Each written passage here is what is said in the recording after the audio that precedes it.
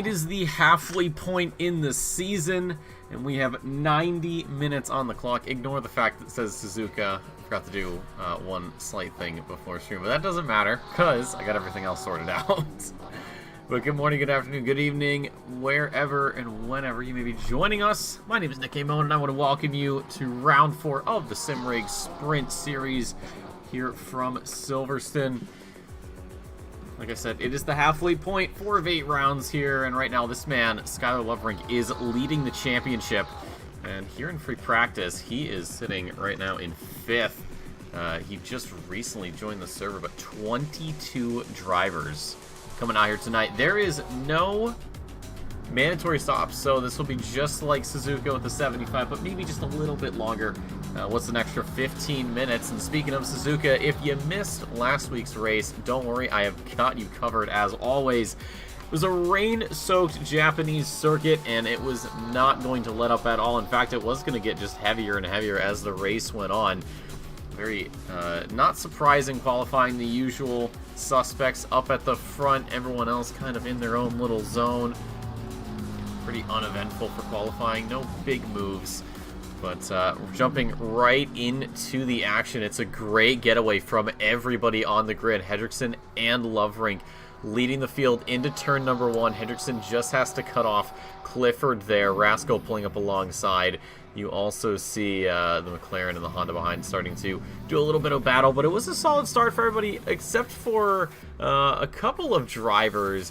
Pocket here running side by side with Hernandez, and right behind him is Lemaire, who gives him just a little bit of a touch. That spins him around and puts him right smack dab at the bottom of the field. It was going to be a very long race for the Mustang driver. Not the way you want to start off a 75-minute race, but what are you going to do? But later on, Hendrickson getting the move he would need done. Loverink just slightly outbreaks himself into turn number 1. The Lambo goes right down the inside.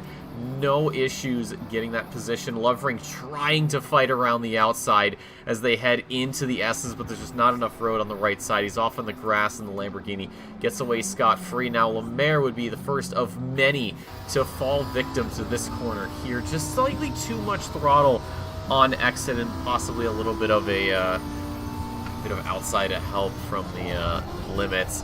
Hernandez almost getting collected in that. Now this is sort of the big lunge we saw from Rasco. So right up ahead it is Clifford and Loverink battling over P2 right now. You can see just how much of a launch Rasco gets side by side. Barely anything between them through 130R, but unfortunately that Bentley just a little bit too much for it. The water's too choppy. And at the same spot, not long after, Lemaire, from bad to worse, gets a touch from Stapleton into the final chicane. It was going to be the Ferrari letting everybody through, and this would be the pit stop, actually. So from bad to worse, but at the very least, getting some damage cleared away, and maybe something later on. Now, Hendrickson very much in control of this race, and things would just go wrong. That same corner claims another victim and has the tire barrier on the outside for assistance. Huge hit there on the back right, and that was actually going to be Hendrickson's race over and done with. He was out from then on.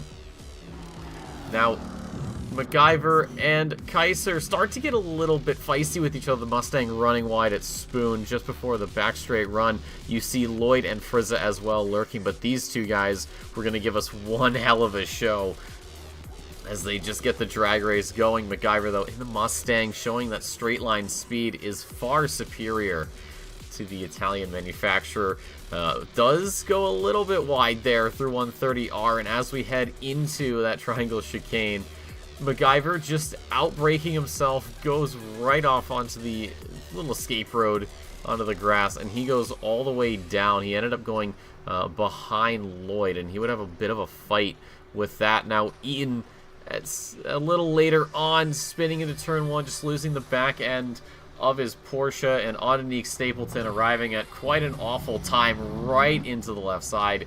That was going to be both of those guys in a world of hurt. Stapleton, of course, having some problems getting sorted out, but would get back going. Now, Frizza getting a little bit of a helping hand from Dylan Kaiser. Andre Lloyd, who had been sitting in the shadows, just punches the throttle just on 3 wide onto the grass would get that done, but it wasn't over quite yet because into turn number 1 again, issues arising. Lloyd is running out wide. Frizza moving on the inside. These guys were going to end up going side by side. Kaiser patiently behind both of these two. Frizza runs it off wide, and I think a little bit of grass work there for Lloyd. Kaiser almost getting swept up in that, but sticking with it. Frizza's starting to struggle quite a lot. And these two, eventually, with some crisscross work here, would go side by side, but Dylan Kaiser would just have a little bit more under the hood there. Very slowly getting around Frizza, almost getting spun out, but into Degna 1. The job was done. But it wasn't over again. Frizza back at it again with Kaiser, who went a little bit too much on the inside. The back end stepped out, had to catch it. Now Frizza with a little bit of extra speed, banging not once but twice. Both of these guys are going to overcook it into 130R, but Frizza, a man of opportunity, somehow gets this thing stapled down just before the braking zone and gets that move done on Dylan Kaiser. It was one hell of a fight, and it would just continue on and on and on as Kaiser was slowly reeling Frizza in. So drag racing down the front stretch and going into that first braking zone. Kaiser just a little bit more brave on the brakes, and that would be that for those two. Now Clifford on Lovering. These guys slowly coming together over the course of many, many laps, and this was the first very big opportunity for Clifford to try to get first place done. But as they just get through the starting parts of the S's, it looked a little borderline. I don't know if that was both drivers at fault, just one or the other, but the contact's so minimum, and Clifford unfortunately found himself off on the gravel. And post-race inspections from the stewards would not take away the win from Loverink as he finishes ahead of Clifford, Portis, Carpenter, Kaiser, Frizza, Rasco, Lloyd, MacGyver, and Hernandez. We are here in qualifying. Clifford, of course, first man out. He wants to make amends for last week's race. He has been hard at work on his streams. Seen him practicing a little bit before this, but he should start seeing these first laps coming in soon enough. Of course, the start and finish lines here in Silverstone for our guys are switched. So our start-finish line is sort of the halfway point for the Formula 1 guys. Still a great circuit, obviously. I mean, we of course wouldn't be running it if we didn't like it, but yeah, this is round 4 of 8. We're gonna have, I think it's 2 or 3 weeks off until we come back, and that'll be at Paul Ricard. Now that is going to be 2 30-minute races, so if you take a look at the schedule, you'll notice that those race distances, durations are exactly the same. We'll see what these first laps are going to be looking like. Clifford sets the benchmark, a 57.91. And it's Keo and Portis. Keo's livery, unfortunate loading. Loverink immediately drops a 57.6. Can't say I'm all too surprised from this man. Now we have, according to sources, one new driver, JP Bellinger, in the BMW, the only Beamer in the field right now, and currently with a 59.12. As far as I'm concerned, we have not seen a single BMW, I think, in the last couple of seasons. I don't know if it's fallen out of favor because of what I assume to be the BOP changes. I could be wrong. But it's surprising to see. I don't think we have any custom ballast for the Sprint Series. I could be wrong though. I'm just gonna double check. Yeah, it's got 11 kilos added. So we'll see if that has any sort of effect on Bellinger's time. Of course, one driver coming back who missed the last race, Steven Deschel, back in the Mercedes and just getting out for these first laps. Talk about timing on my part. I'm not going to toot my own horn here, but come on, that was pretty good. Andrew Wilson getting his lap in, a 58.06 for the McLaren. And do we have any Aston Martins? I think we have just one of Austin Carpenter. He's 6th right now, 58.67 for him. Very comfortable in that top 10s. Your top 5, though, sorted by just 0.7 of a second. We also have Andre Lloyd, the other Aston Martin driver. So it's going to be interesting to see how things play out. I didn't check the weather, but yeah, weather's going to be fine. It's no big deal. So, no mandatory stops. Drivers are on their own to figure things out. And it's, these things are always a bit tricky, especially in my eyes. At least with, you know, the pit windows and the mandatory stops, you can kind of easily split things. But sometimes with these longer, no mandatory stops, you just say, you know what, screw it. I'm just going to go in there and I'm going to run this car as long as I can and we'll just see what happens. Lovering back in the pits, some slight adjustments, same with Clifford. Then Keogh running up in 3rd right now, 57.89. Very good from him. Who else? Portis now in 5th, 58.7 or 3.07. Dan Fernandez is in 6th. Austin Carpenter 7th. Brian Rasco getting the big old boat up there. Bellinger still within the top 10, and then it's Bandera. Bandera's been doing a hell of a job here in the Sprint Series the last few seasons. Just watching him come alive, really tying that McLaren down, and extracting so much out of it. Caster curse. Sorry, Joel. Sanchez, another driver who I can't say anything good about because he just runs wide. I'm just going to shut up. Chris Frizza, surely. surely is not having problems with the Ferrari. He seems to have that thing stapled down pretty well. Dylan Kaiser back again, right now in 14th position. Just under 2 minutes. Lucas Lemaire as well. And then Ondanique Stapleton, the first driver in that 2-minute time frame. Or sorry, first out of the time frame. Craig Pocket as well. He'll look to avoid Lucas Lemaire, hopefully not having the same sort of problems as last time. Xavier Eaton down in 18th. Then it's Phoenix Ciorciari, 2 Porsche drivers who've been very close to each other this whole season. It's very easy to get them mixed up, I won't lie. And William Hendrickson yet to set a lap, but this should be it. I think did he just go out of line? He might have. No. 57.59. Just over a 10.5 behind Lovering. So that just leaves Deschelle, who's yet to set a lap. But what are the improvements looking like on the Deltas? Dylan Kaiser extracting almost half a second. We do see a few tenths here and there, but these guys are a little farther back on their laps. Xavier Eaton getting a huge burst of speed right now. That should put him just... Ooh, that could put him ahead of Lemaire. Or maybe just behind him, as we do lose Deschelle. Unfortunate there. Dylan Kaiser improving that lap of 58.95, so finally gets it under that time frame. Ondanique Stapleton, how much higher can this Ferrari go? Keeping it very close on the inside. Crossing the line, it's gonna improve to a 2-minute 09, but not enough to get around Lemaire. Just misses out on Lemaire by about 0.4 of a second. Who else? Who else? Brian Rasco. I love a man who can drive a Bentley.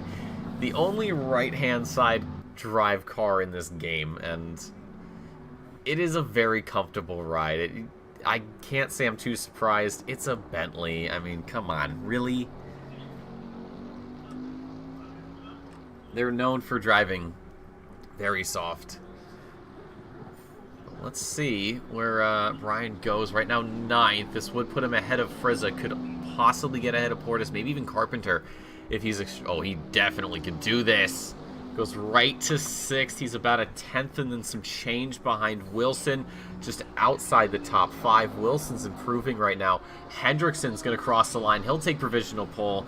57-29. We are closing in on the 56s. Is anybody going to do it? Not 100%. Track conditions are perfect. However, we're not seeing major improvements. We still got a lot of drivers who are invalid on the lap. The 52 of Lovering, though, 13 thousandths of a second behind his old teammate. As far as I'm concerned, no longer flying under the same banner. But if that shows you how competitive these guys are, and you can just see how much Lovering is chucking this thing through Maggots and Beckett's. He has got this Porsche under control. Beautifully done, and gets that 10th on exit. That man is insane. He's doing something absolutely ridiculous. Stapleton, another improvement coming up. It does chip away a little bit at Lemaire, but still not enough to get into position 17 for the start of this race. You do see the 26 of Fernandez not improving, just a 10th and some off. Anybody else right now on an improvement? A lot of even laps here. I think we just saw Pocket fall out of that.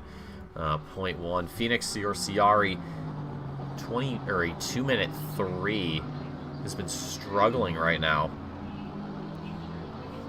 He's just getting through Sector 2. He's got a long way before Sector 3, though. So we'll leave him be. And then Loverink is getting there. Getting to a really comfortable spot on the circuit. You don't have to think much about here. Off on the side there, one of the Mustangs. I'm fairly certain that was Keo. Yeah, that's Keo. Livery didn't load for him, which is unfortunate. I did run the livery sync, so nobody can tell me otherwise. But Loverink right now, he's got a couple of 10s, and the thing with that is going to be far more than enough to actually get this done. So he's going to come up to Woodcock right now. This should be enough for provisional pole, and as he crosses the line, just outside the 56, a 57.06.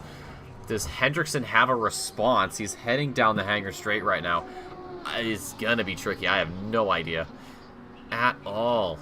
We do see drivers right now getting through. A lot of new laps being started here. We've got Sanchez on a slight improvement. Bandera just dropped out of that one. Same with Portis. These guys very close to each other. I don't know how much of an improvement we're going to see. I don't know if Loverink is back in the pits and calling it. I think he is. With just a minute 40, he is going to take a slight breather and figure it out. No, is he going to go out? He's hopping. He's getting a little antsy. I think he wants to go out on circuit again, but he's not going to have time to get back to the start-finish line, I don't think. Unless he leaves right now, but I highly doubt it. Sanchez still with that slight improvement. We see the 404 of, who is that? Eaton going across the line with a 2-minute 2. Not improving there. We haven't seen any other cars getting those faster laps. Hendrickson.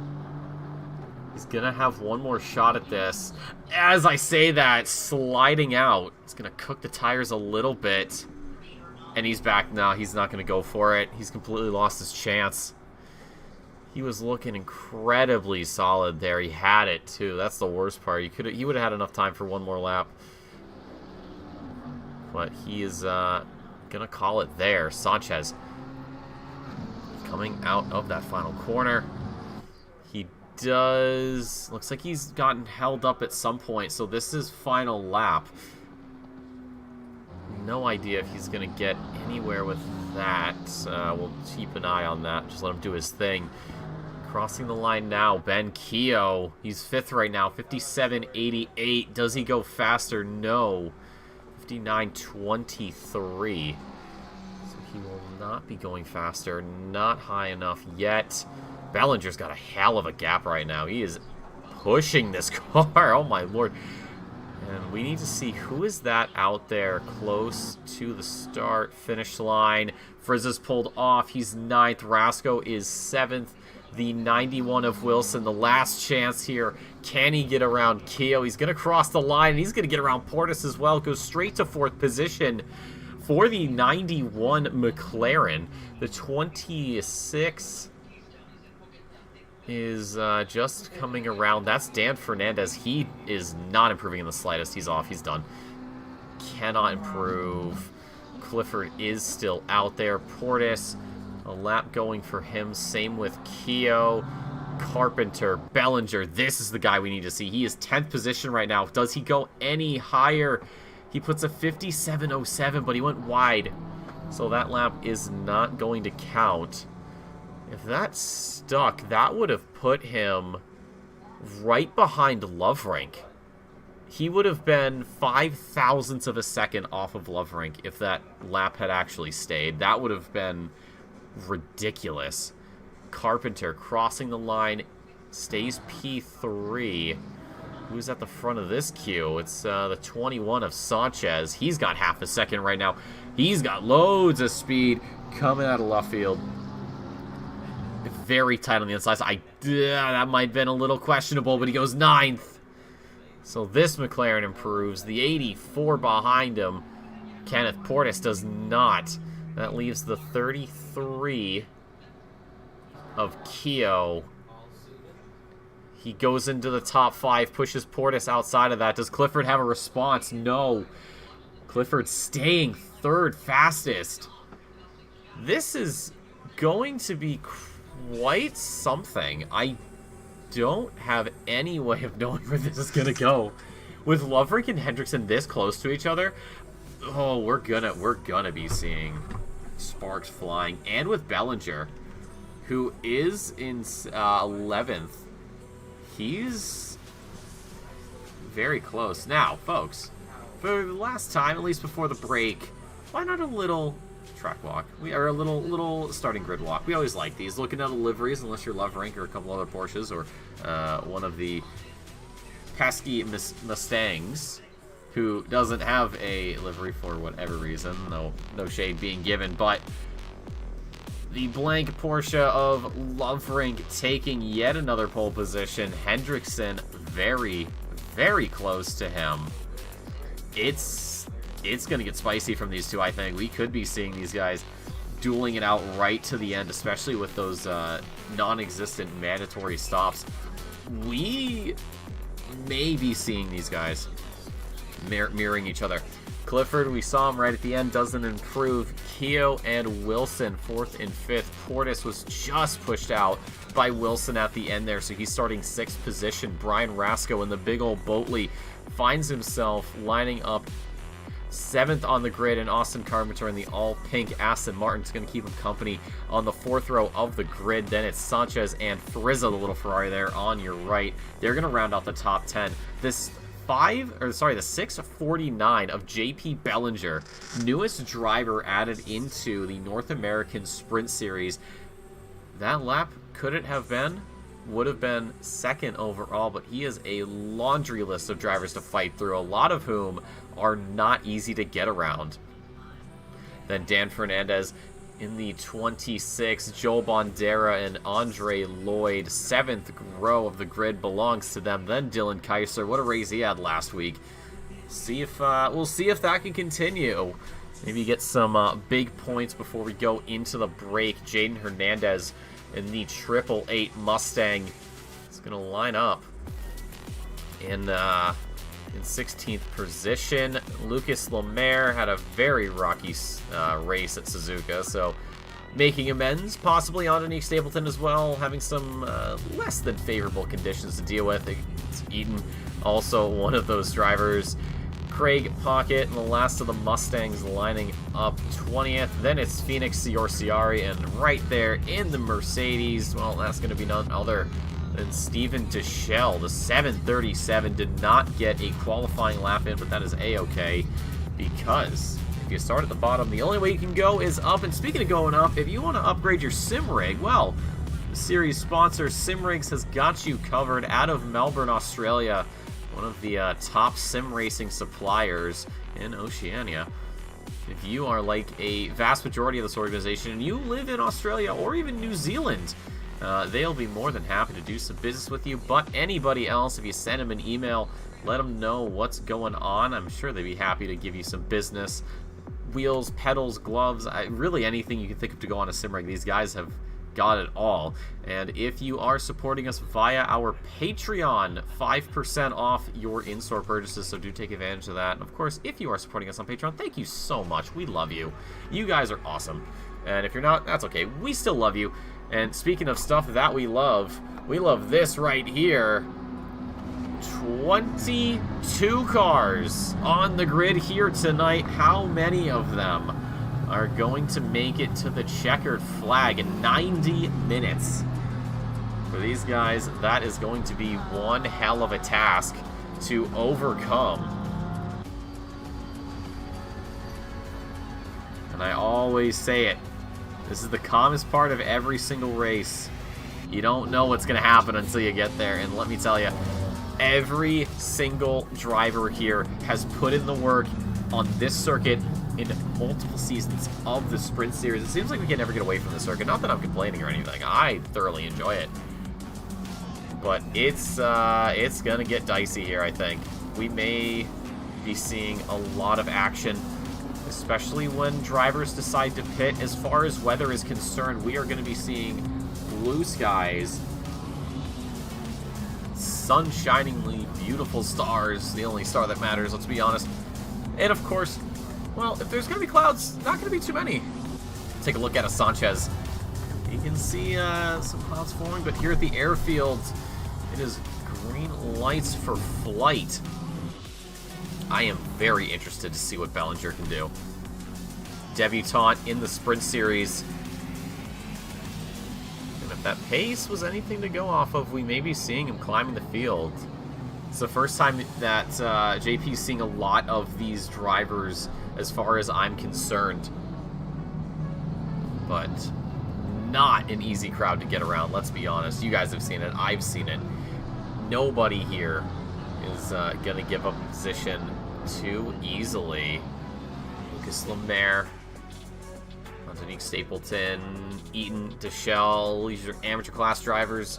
If I remember correctly, I believe Stapleton's still leading that, although Eaton could possibly be very, very close. I'll make sure to have an updated list or updated standings. I'm trying to put a graphic together because I'm trying to make it look neat and tidy, but we are side by side right now as we get ready for 90 minutes here at Silverstone.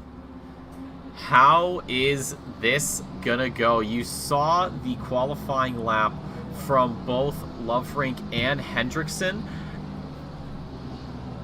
These guys, former teammates, but here they are nothing more than opposition to each other. But we are slowly making our way up to the start-finish line. 22 minutes on the clock, ladies and gentlemen. Or sorry, 90 minutes on the clock. I can't read. 22 drivers on the grid. Reading is hard, but we are away here at Silverstone. Lovefrank with that getaway, exactly what he needed. Then it is going to be Clifford and Keogh side by side. A little bit of touch there for the Mustang, but not going off track yet. We are heading into Maggots and Beckett. It's going to be a one-line race as Rasco trying to force the issue with Carpenter. Gets her up the inside. How did he make that stick? Now Sanchez is taking advantage of this as the Aston Martin is very wide. Bellinger off onto the grass, sliding back onto the circuit. It is going to be one of the McLarens. I believe that was Joel Bandera having to get a little bit evasive into the background. We do see 4 wide. Now it's becoming 2 wide. Hernandez starting to make a move there. He has a lot of slipstream down the hanger straight into Stowe. Does he make it swing around the outside? I have absolutely no chance of that happening, but he is more than happy to sit behind, bide his time, wait for his moment, look up ahead with Rasco in the Bentley, getting a little bit handsy with Sanchez. As we head through Vale, now to Club. It's been a great start. The 404 in the background. Who is that going to be? Xavier Eaton's gone around just before that series of corners, so he's getting back out there. If you're Stapleton, that's great news, because that was a guy who was in front of you by quite a margin, now is sitting behind you. If you're hoping to win the Amateur Class Championship, that is how you are going to do it. And right away, Lovefrank not pulling away from the Lamborghini of Hendrickson as quickly as he would like, but at the very least, he stayed behind. Top 5, Lovrink, Hendrickson, Clifford, Keogh, Portis.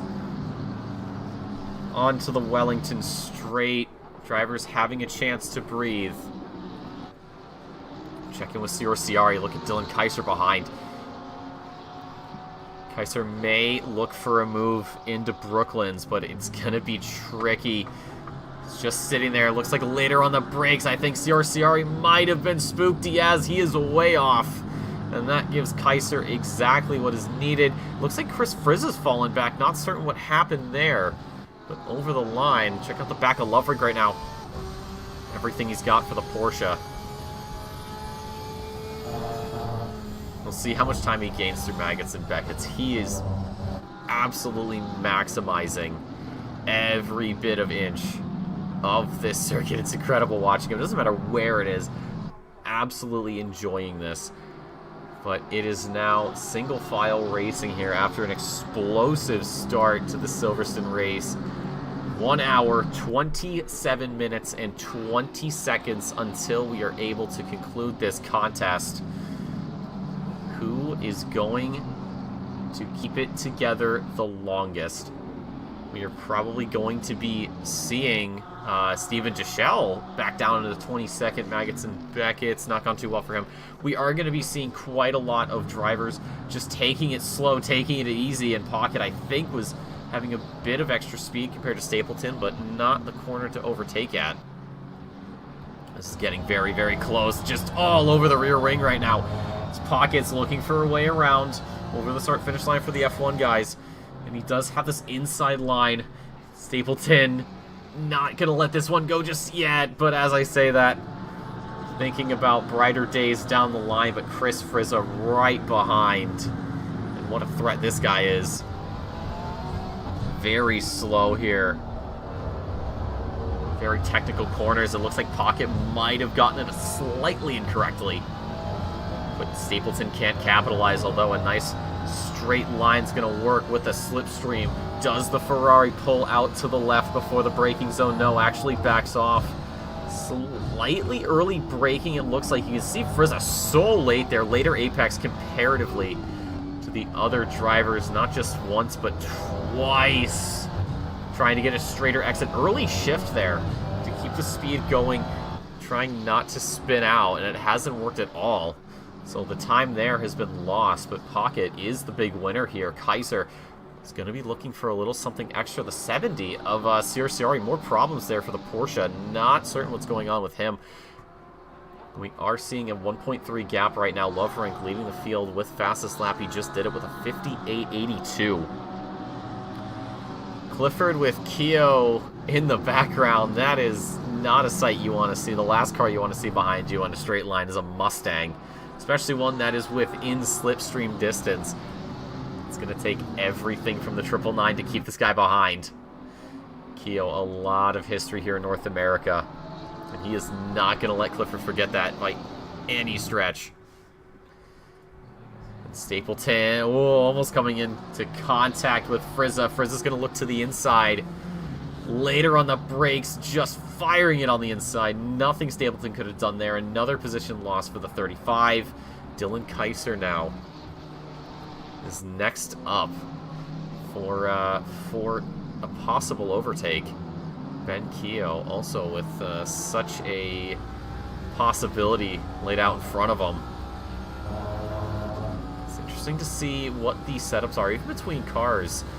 Keogh, a lot of straight line speed. Clifford knows this. He's going to go defensive into Brooklyn, side by side. Can the Mustang muscle his way around? No, he can. He's going to try to get back through Luffield on exit. Does he have the drive, though? That's the question. All this fighting is great news for Hendrickson and Lovrink.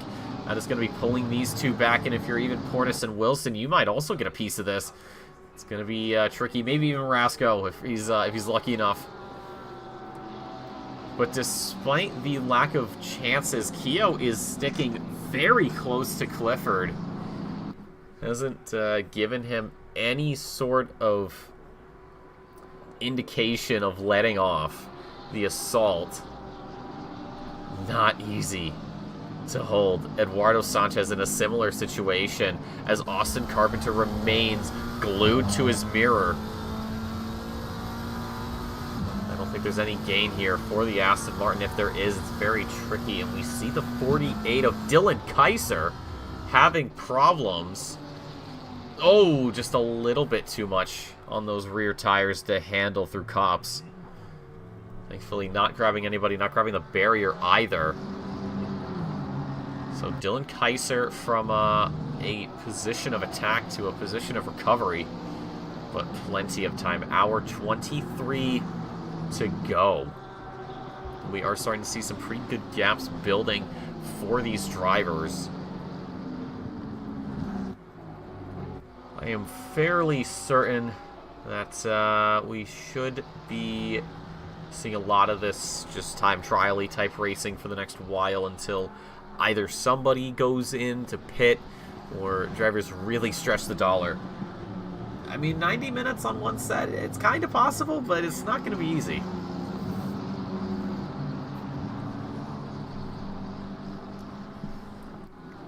But even if you're just working with fuel, that's, well, another thing. Frieza getting around Pocket in the meantime. Experience of this man, the 74, has gotten in the spot, but the red, white, and blue of the 713 of Pocket back again with the slipstream, with the better top end, heavy on the brakes, into the corner. Is it going to be enough? Yes, it is. Pocket maintaining through Brooklands, out of left field. But he's going to run it wide onto the gravel, comes back across. Frieza tiptoeing on the inside, but once again the Mustang right behind him. Pocket might be thinking about it. Oh, if he was maybe a few meters closer, absolutely would have gone for it. But Frieza knew better, so did Pocket, knew that that was not going to be a move that would have stuck. And for right now, Frieza can breathe easy. Speaking of breathing easy, someone who can't is Clifford. Pressure mounting. But don't think he's going to crack under it. He has had plenty of races this season, plenty of races in previous seasons, with somebody breathing down his neck. This is no different. Kia as well. Driver who we've seen a lot of in North American Sprint. Portis, Wilson, Rasco, pretty much everybody in your top 10 outside of William Hendrickson have raced here before. So it's back to previous grounds. Sanchez, Carpenter, still in his rear view. Oh, a little bit wide there for the McLaren getting onto the grass. Thankfully, the conditions far better than last week. Suzuka, just a downpour. Never stopped raining. Oh, Carpenter with some speed. Oh, he thought about it. He wanted it. He was gonna try it. But just a day late, $1 short. Not enough miles per hour to really make a move work with. So he'll gladly sit back. 10 minutes so far.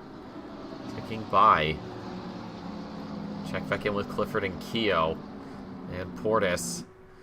Look at Lovering. What is this gap? 3.3. It looks like 4 seconds. It depends on which timing you're using. If you're using in-game, it's 3.3. But if we're looking at broadcast controller, it is steadily climbing into the 4 seconds. So despite the incredibly close qualifying times from Lovrink and Hendrickson, it has been blown wide open. That gap is immense, and I fear it only grows as this race goes on.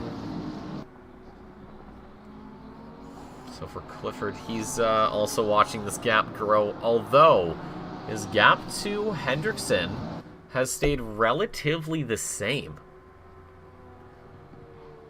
So that's at least something he can take with solace. Same with the gap to Keogh. He's not really had any opportunities to attack. Sanchez with Carpenter as well. It's a very similar situation. So there's a lot of this across the field. Although, hold on, Carpenter. Oh, Carpenter. He had something going on. We see Steven Deschelle with some problems there through Maggots and Beckett's. He is Losing loads of time to Ciari. Austin Carpenter, though, I think he might have a bit of a run here. Down the hangar. Or sorry, not down the hangar straight. Down Wellington. But he's going on the inside at Brooklands, side by side with the McLaren, the two British manufacturers, keeping it going through Luffield. A switchback for Carpenter might give him a straighter exit.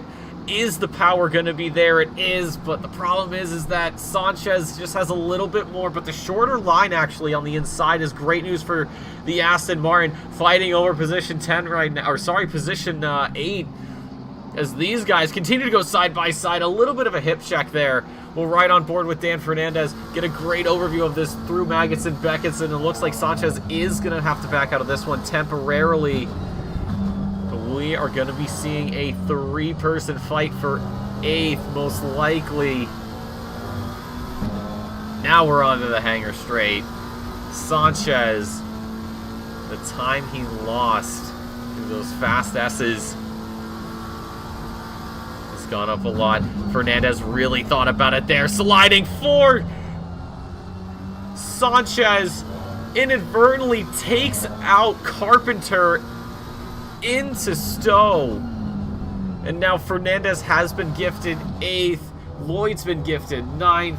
And of course, Joel Bandera into the top 10 off the back of the mistake from those two. Austin Carpenter in 11th. Sanchez is in 12th. JP Bellinger, or sorry, Sanchez is in 13th. Bellinger's in 12th. So very slow rise here. We'll head back now up towards the top, as it looks like Keogh may have his opportunity. Brooklyn's a popular overtaking spot, and the same thing's happening right here as Clifford lost 3rd position. He's fighting back. Now it's through Luffield, continuing this side-by-side battle. I don't know if Portis has an opening. He might not. No, he doesn't. Keogh getting that power down, trying to get the speed there. Will he get back at the Lamborghini? Slightly different apexes. Clifford setting up on the inside into Cops. Hendrickson still very much ahead of both of these guys side by side. The two titans of North America duking it out right now for 3rd position.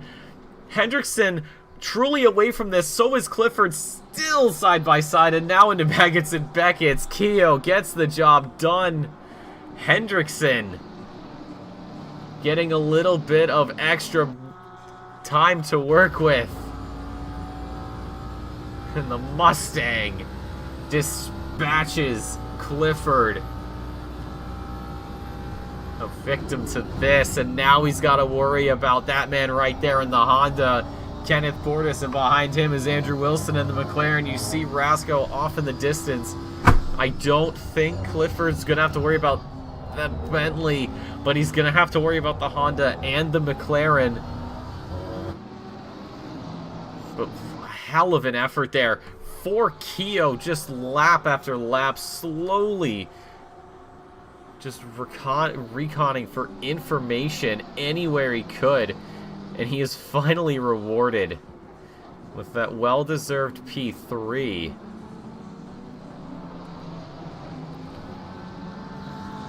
But Clifford is going to try everything he can to get this one back.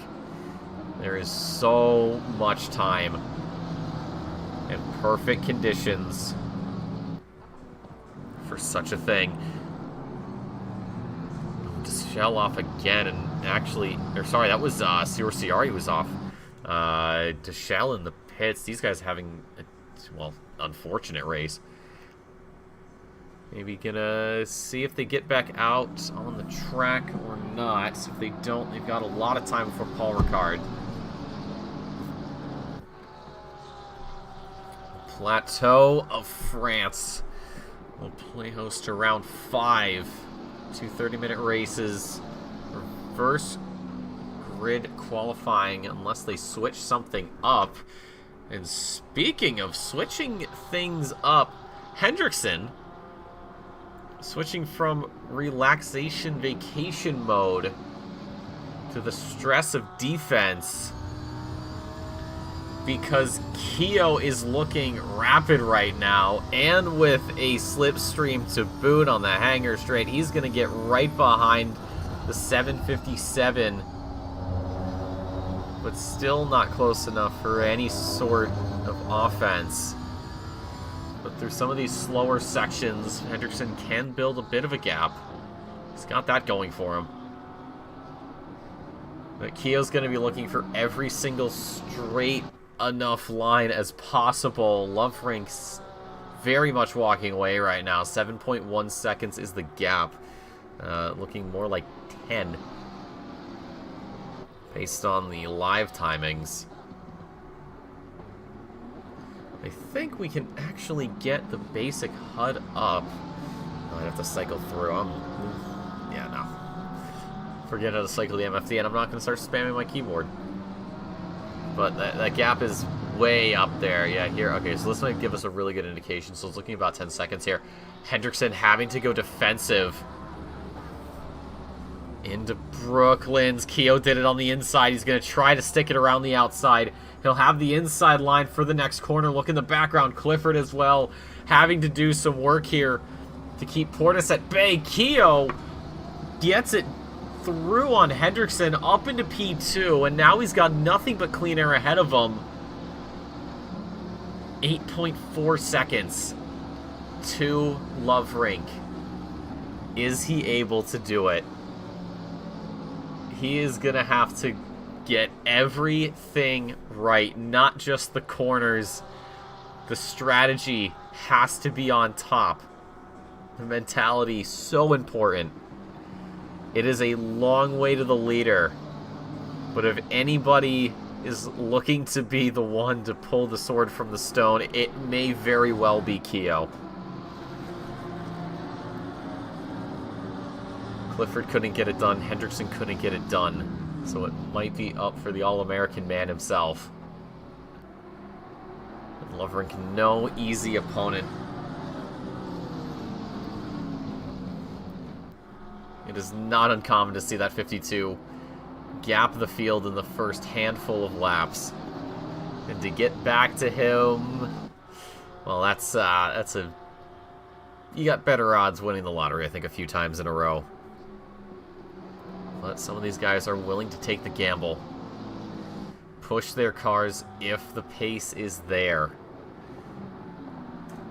We'll see what Keo has been running for his lap compared to Loverink, and if there is any sort of question mark as to whether or not he can actually catch up. He's lost about 4/10 though through the first two sectors. We'll see if he can get that number down. At the very least, he would like to get away from Hendrickson. Now, these 5 from Hendrickson, Clifford, Portis, Wilson, and Rasco are all within about a second of each other. Could we be seeing a 5-way fight for what would be third? Because I believe Keo's starting to build a gap. He is. He's building the gap to Hendrickson right now. And he is not so much bleeding time, but just little bits of cells coming off the lap time. So that gap, 8.9 seconds. We'll see if maybe we sort of flatten out and if that gap stays where it is.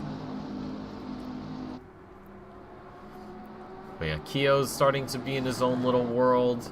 I don't think Rasco's running a 59.5, which is faster than Wilson's 59.8, but not faster than Portis, nor Clifford, nor Hendrickson. But depending on how much fighting goes on with these drivers, we may see a lot of people getting close, and it was Wilson getting very close there into the braking zone. Gotta be careful with that one.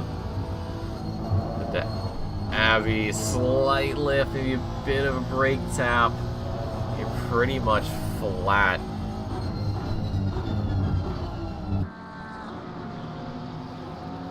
These slower sections are where we're going to be seeing those setup differences. Some drivers like to sort of work more with these longer straights. Some tend to go for the slower areas, or even those fast sweeping S's of Maggots and Beckett's.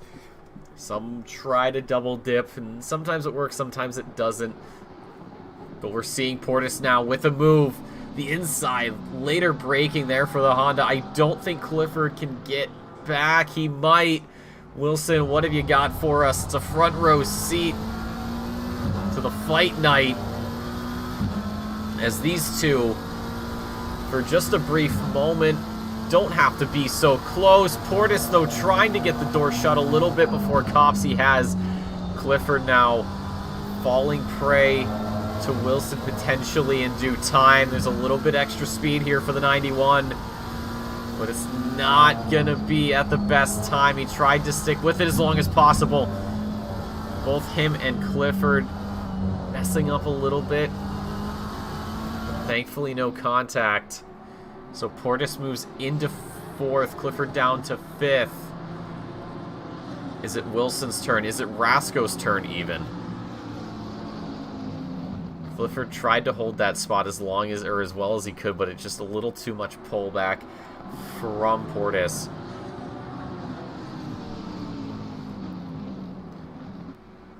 Let's check back. I think we have a fight right now. Stapleton and Eaton, these two guys, even though they're at the back of the grid, Eaton's going to get a little bit adventurous into Cops. He just swung to the inside, tried to unsettle the Ferrari, but Stapleton, having the insight to Eaton's playbook, pocket up ahead. These two maybe trying to chase down the Mustang. But for right now, Eaton may have another go, potentially.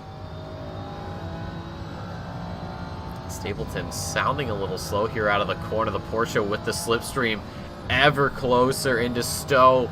But Stapleton's going to set up defensive. They have slightly overcooked it.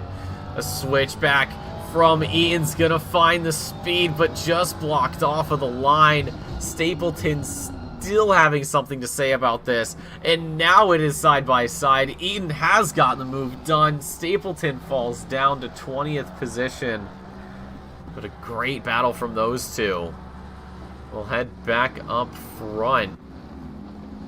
Portis, in the same way Hendrickson, in the same way Keogh, have gotten away from Clifford. And Wilson has not had the same sort of success. Neither has Rasko. Although his lap is quite a few tenths quicker than those two up ahead. Hit the right button. There we go. Rasko had a 2-minute 07. Wilson with a 2-minute 4. Clifford with a 2-minute 3. I don't think truly that this will be the 135 coming up on these two, but if he can keep it as consistent as he can, and far more quality consistency compared to the competition, could absolutely get into the top 5.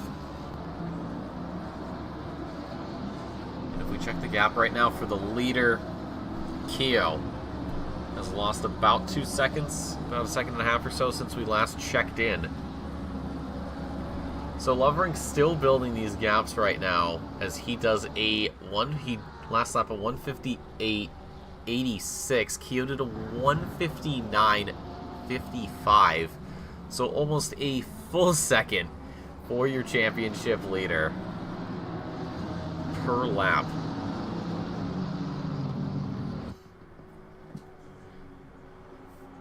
But still a long way to go before we get to the finish line. Hopefully you guys are ready for it. I know I am, as that's why I'm here.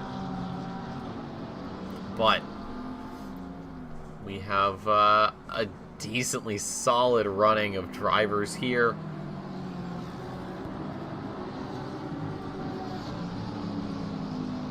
Seems, just checking in right now.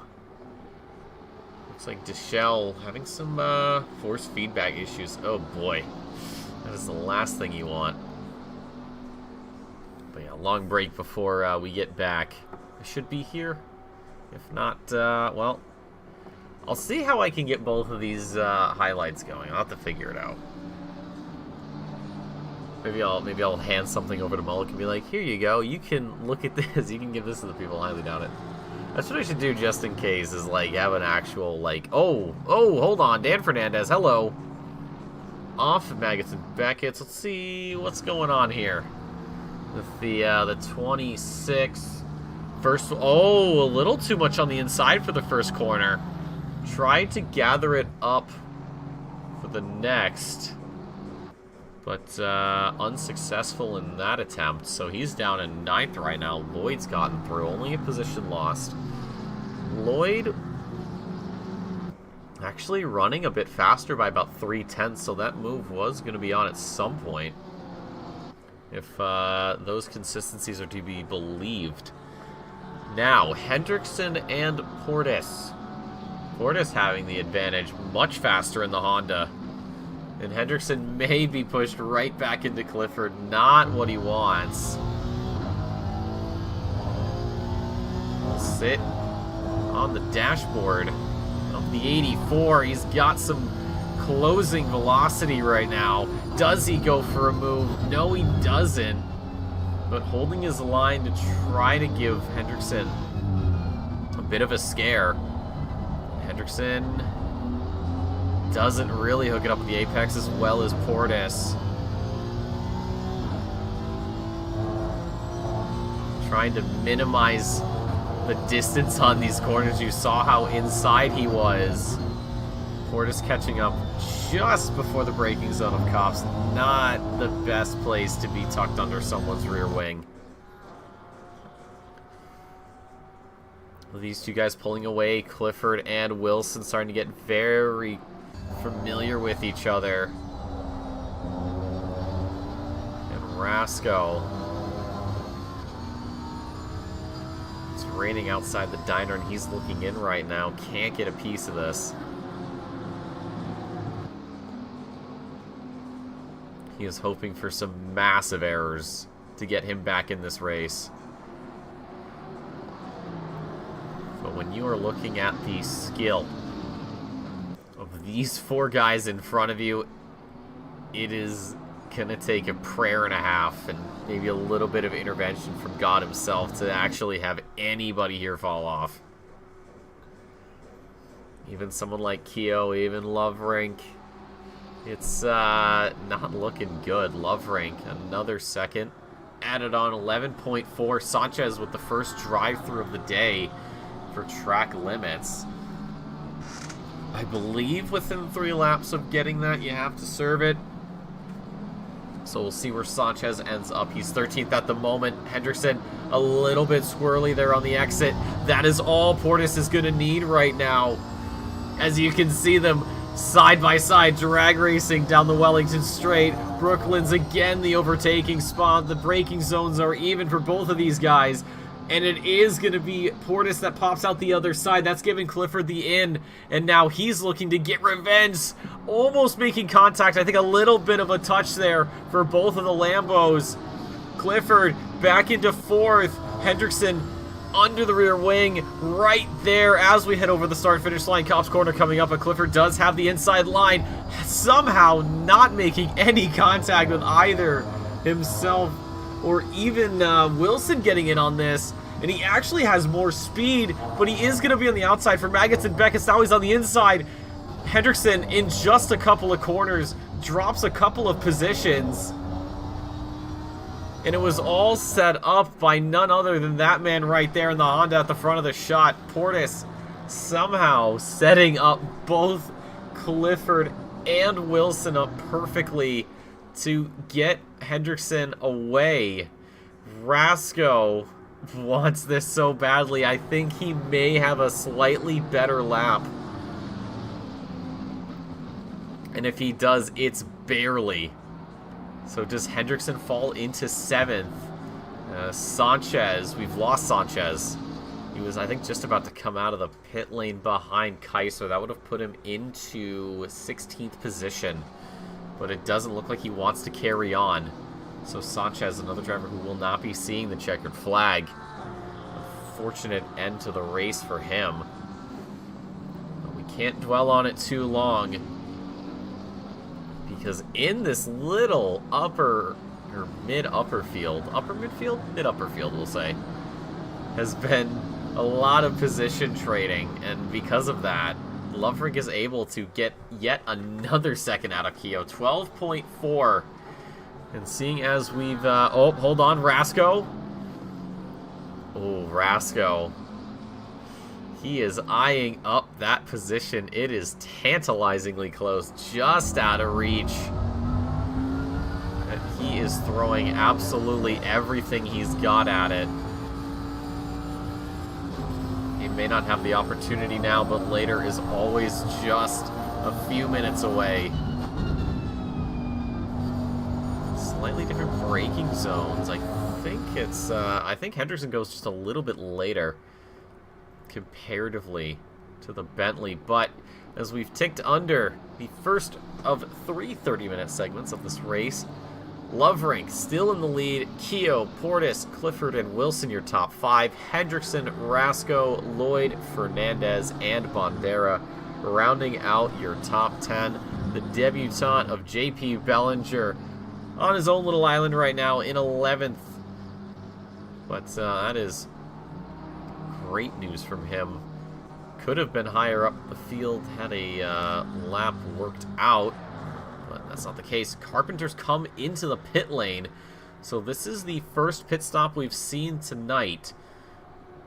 And right now he is just slowly going down the grid, but that's really no issue, as surely we'll be seeing other drivers coming in. I don't think anyone's going to be able to no-stop this race.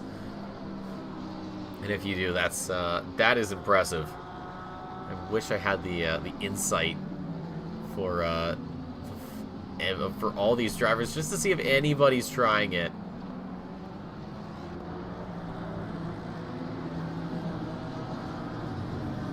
But Rasco still half a second off of Hendrickson. He had some golden opportunities, and those have gotten away from him. In the same way that both Clifford and Wilson have gotten away from Hendrickson. Now, what about Portis? What is Portis doing? Portis has actually kept it parked right where he wants it to be. Keo, I don't know. I don't know if his gap to Portis has stayed. It's 1.6. Lovering just about 13 seconds ahead. And has Rasco found the move into Cops? I don't know. He has. He hasn't, maybe. I don't know. Hendrickson keeping the power down. No, that's it. Hendrickson falling to 7th position now. He started this race in P2. And he's gone all the way down to P7. Does Andre Lloyd have a shot? I mean, he's a long way back right now. Delta looks to be about 14, maybe 15 seconds. And with Dan Fernandez right behind, these guys have actually stayed pretty close to each other, but nothing really in the way of a move. So Portis and Clifford, their laps very similar. And right now, holding strong where they are at. Wilson as well. Wow, look at the gap right now with Wilson to Rasco. That is huge. It's almost 3 seconds. We are getting to a bit of a lull in the action. Clifford, or sorry, not Clifford. Loverank getting to Stapleton right now. But still a good way off before getting that blue flag. So we do have our packs forming. We do have drivers sort of on their own little laps here. Has Clifford, let's see what this is. What the gap here is. 0.35. The lap time slightly better for Wilson, almost a 10th. He is in striking distance, but he's got to pick his moment carefully.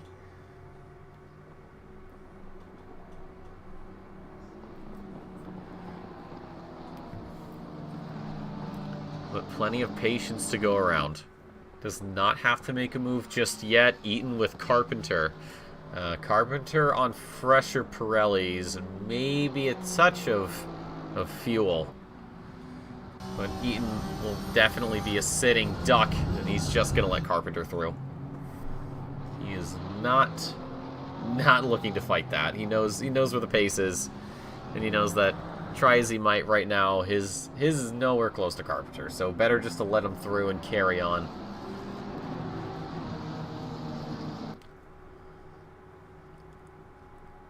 Speaking of carrying on, these four doing just that. Rasco as well with Hendrickson. That gap is very slow to build.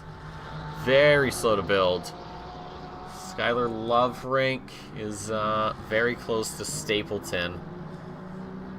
Should be getting the blue flag out here in just a moment.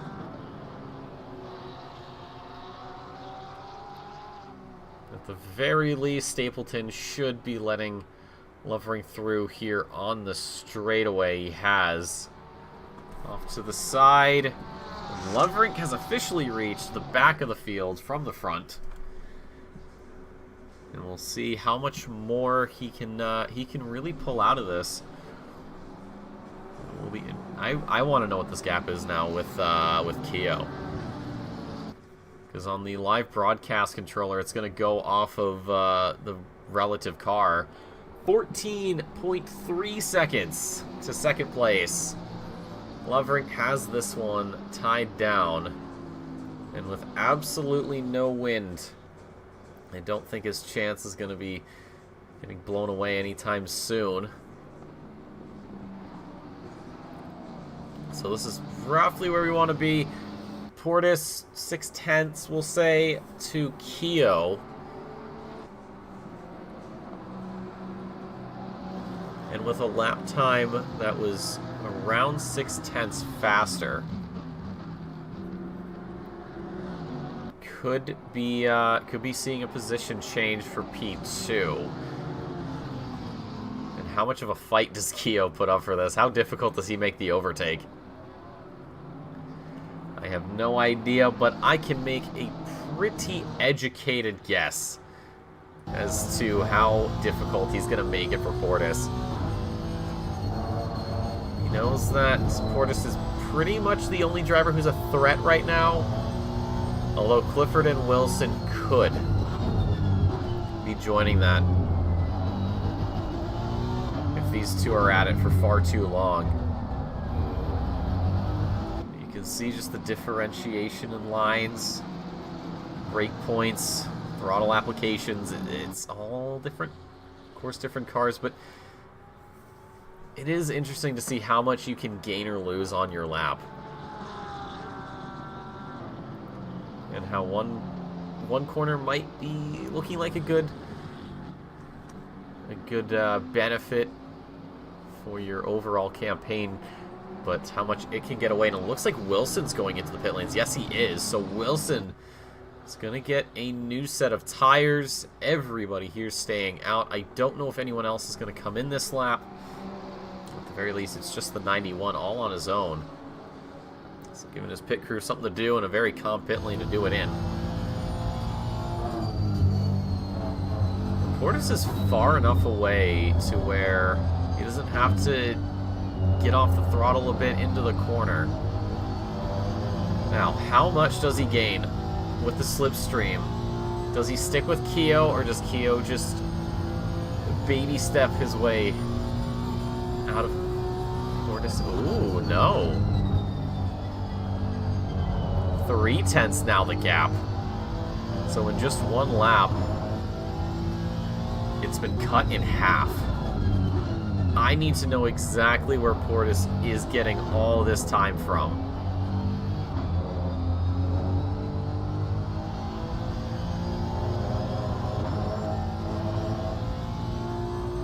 It doesn't look like he's actually gaining that much, but when we get to those official sort of timing markers, that's when we get the most updated in terms of gaps, broadcast controllers flicking between 0.3 and 0.4. So pretty much on target with what the game says.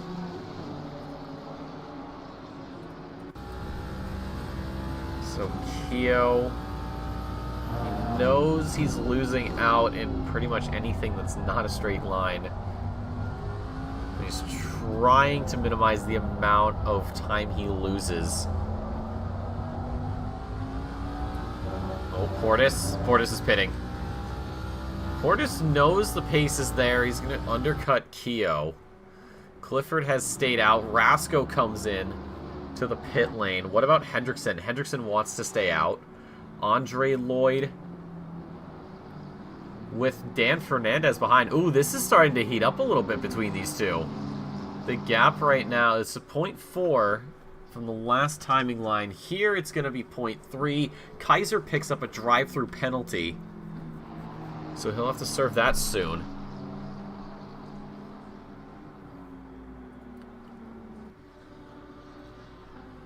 Dan Fernandez, this is very surprising as he very much cuts that corner off. He's really going for these straighter exits. You look and see how much Lloyd runs it out. Trying to carry as much speed through the corner as he can. Dan Fernandez in the slipstream. He's looking at Stowe, but is finding nothing more than the same bumper he's been staring at for several laps now. And will continue to do so here.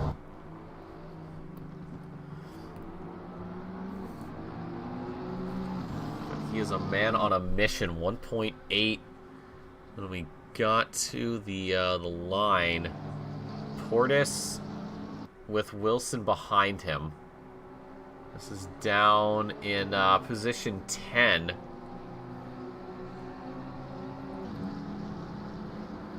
Now Wilson had gone into the pit lane. Oof, I thought he was going for it. I really did. I thought he might have had something. Lloyd, what he's had, I think, is a bit of a shaky exit because now Fernandez is a lot closer. And Fernandez off the line, into the wall.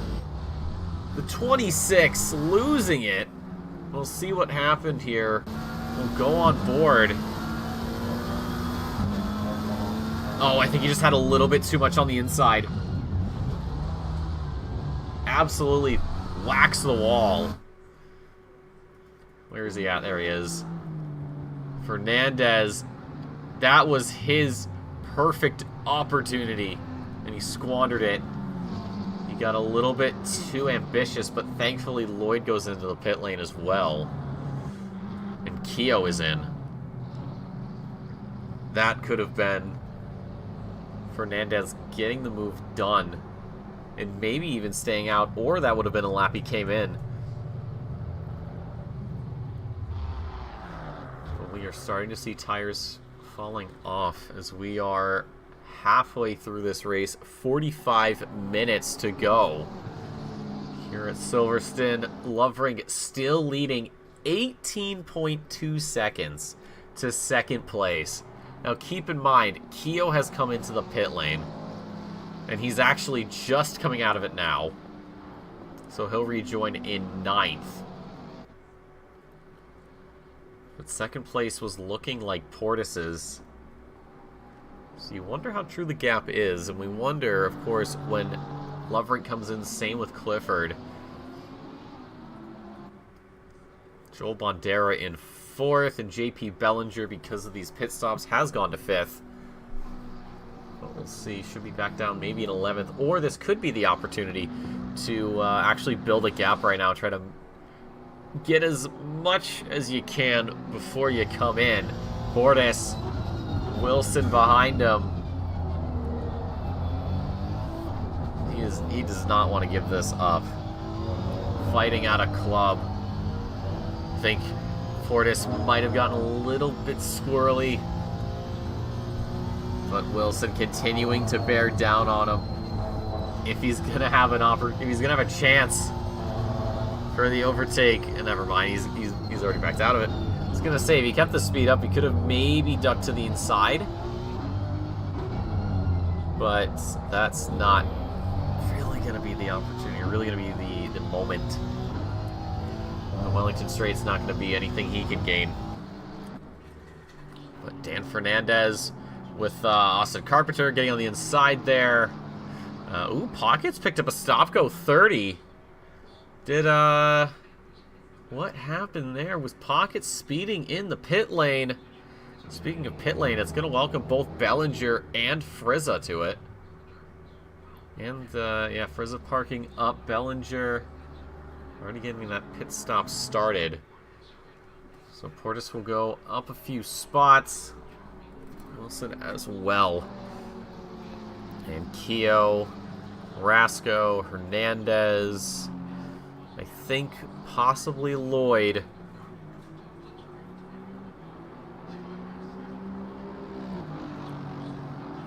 Where is Fernandez? He's actually, yeah, he's so that bit of damage definitely didn't help at all. But with Carpenter, maybe he can stick with it. Maybe he can learn some slightly different spots on the track to break. Close up to Lloyd. Andrew Wilson. Oh, here it is with Portis. He was side by side into Stowe. But again, having to step back. Up through Vale. And Keogh. You see him lurking in the shadows. He knows the time is coming, and he is more than willing to wait. The time coming is Loverink and Eaton. They're in the pit lane. Now Clifford has been given the lead of the race, but Clifford has not pitted.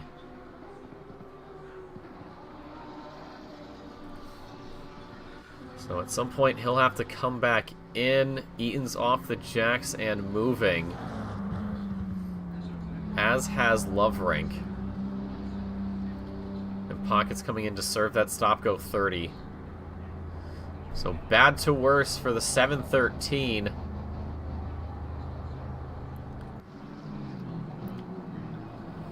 Bellinger's starting to feel the pressure from Carpenter.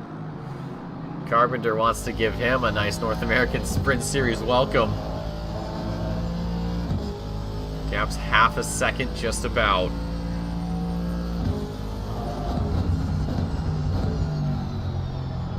But how true is that?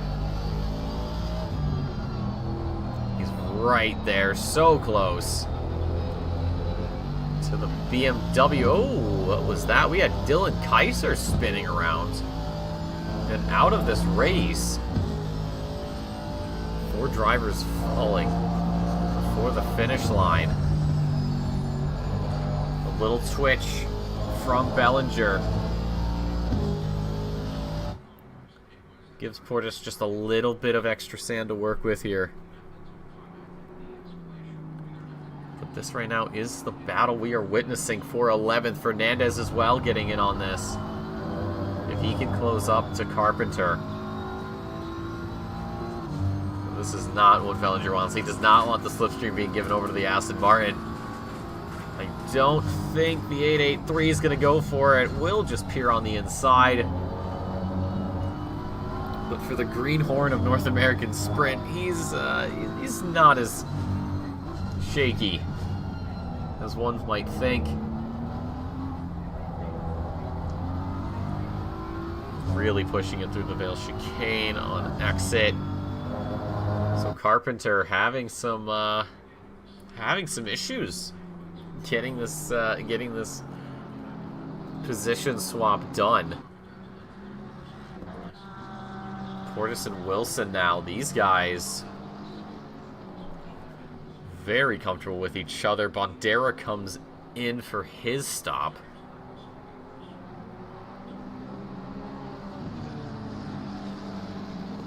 Yeah, so yeah, probably, I think most, at least that first pit stop, I mean, we should be seeing drivers getting those out of the way, I'd say maybe the next 10 minutes. I don't think anybody's really going to push beyond that, and anyone that does, it may end up only being 15 minutes from now that we see the final pit stops getting sorted out.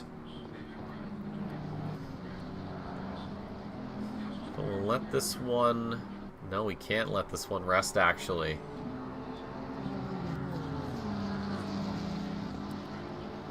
Lap times for Portis and Wilson. Wilson having a much slower lap.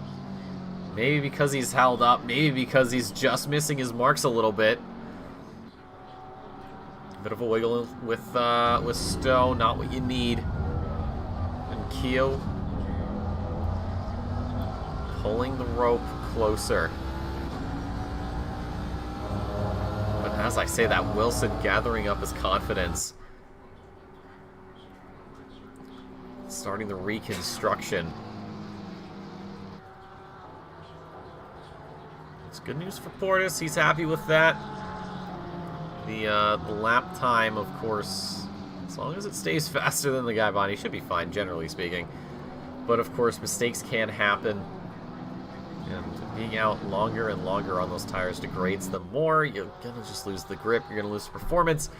And all it takes is one slight error. And speaking of slight errors, Wilson's made the error of giving Keogh a slipstream in a straight line. Tried to just squeeze him as far left as possible. Maybe a little too far left on the Wellington straight. But Keogh, every horse in the stable for him to get the Mustang ahead into Brooklands. Another overtake of that corner.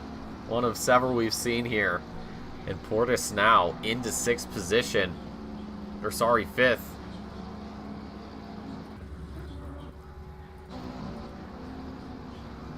Yeah, it's 5th. Something's messed up. 5th position. Up ahead, Portis. Loverink is... Where is Loverink? Oh, he's way out there. He's gotten around Eaton. Clifford has yet to come in. Same with Hendrickson.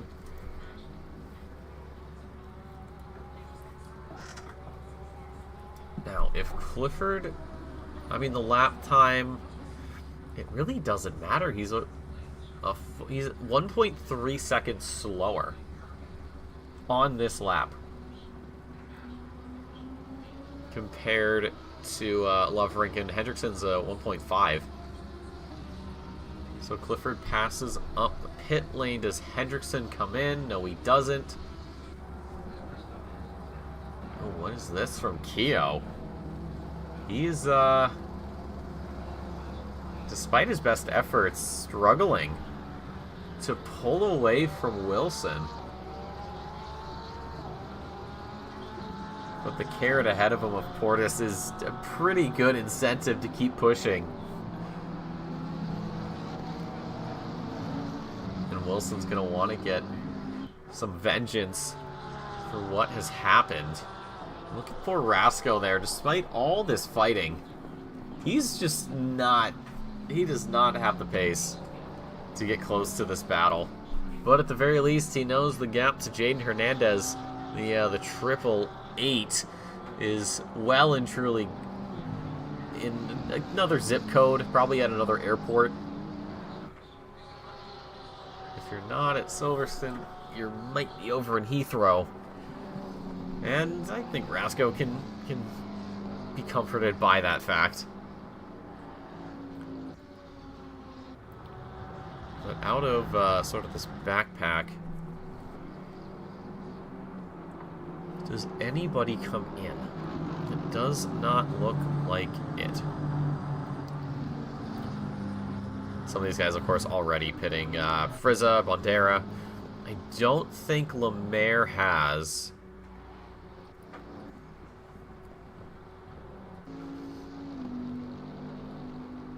So we'll see. 34.5 minutes left.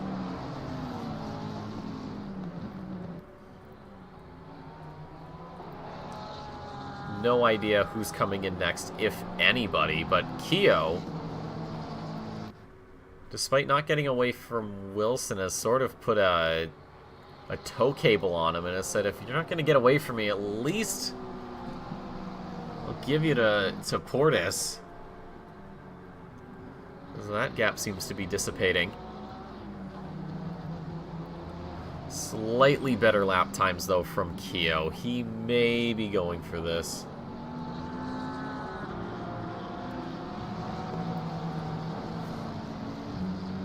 a lot of time until then. Doesn't need to rush it. Can take it easy. He knows that his time is coming. And he wants to be there when it all finally comes together.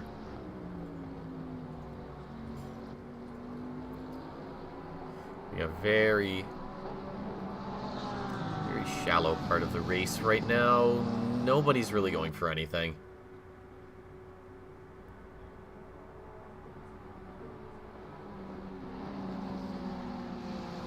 But we should be seeing more pit stops soon, I guess. I guess my 10 to 15 minute prediction is wrong. If Clifford can somehow stay out the entire time, he will win this race. Loverink just coming out of Stowe Corner now. So 30, I gotta do some math. We'll say 34 seconds, 35 seconds into the lead. But Loverink does not give up. He is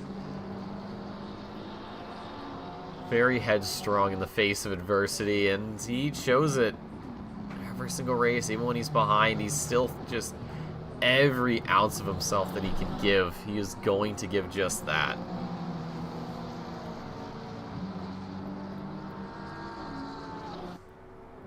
Clifford again not coming in. Same with Hendrickson. This may be one of the longest stints we see. Keogh still maintaining a better lap pace than Portis. And Wilson's doing the same thing. He's slightly slower than Keogh, but he is just keeping on, not stopping.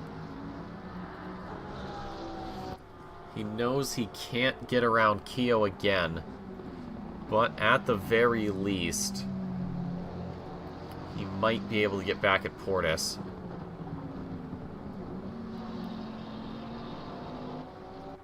Stapleton, is that Eaton? No, that is Loverink.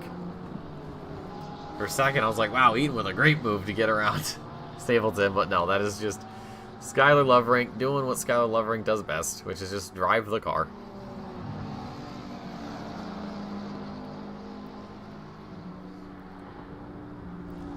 Portis is, yeah, so Portis starting to get some better lap times. Hernandez, whoa, Hernandez is spun out.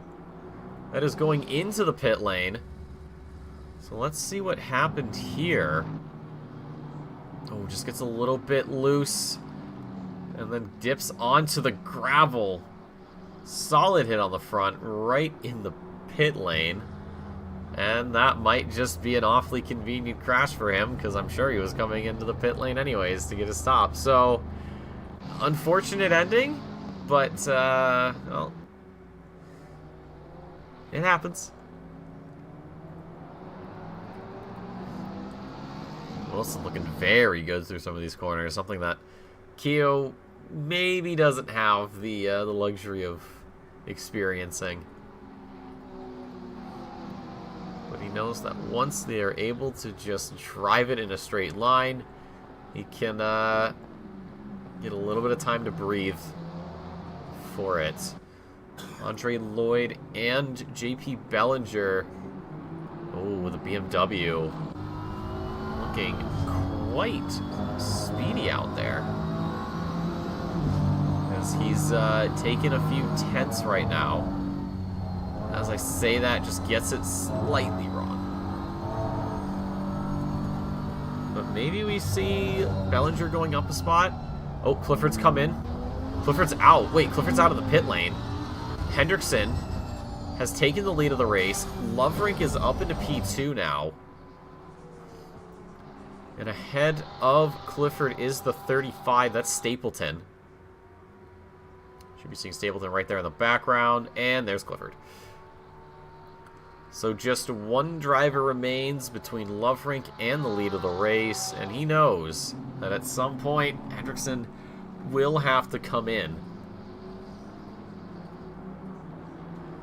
But this is very much Loverink's race to lose, and Lloyd doing a great job with Bellinger. 1 second exactly is that gap. Keogh, wow, has really gotten away from Wilson. I think Wilson may have had some slight problems, some possible issues. Driver enforced, as you can't really blame the weather. As, well, it's quite sunny, and for the next 30 minutes it's looking exactly like that. Track temp, ambient temp has stayed pretty solidly for this race.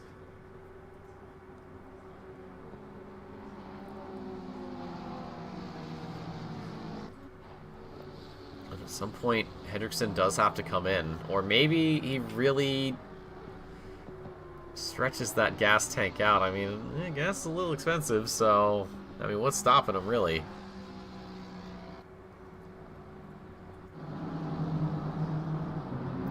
But a task easier said than done. The two McLarens, Bandera and Fernandez, right now within about a second of each other. Fernandez has not been putting in the lap times he would have liked, and Bandera is pushing for this spot. He knows it. He has been digging away at this lead, or at this gap, rather. This is same machinery, maybe different setups, but how much different is the braking, the turning, gear shifts, throttle application? How much different does it look from both of these guys?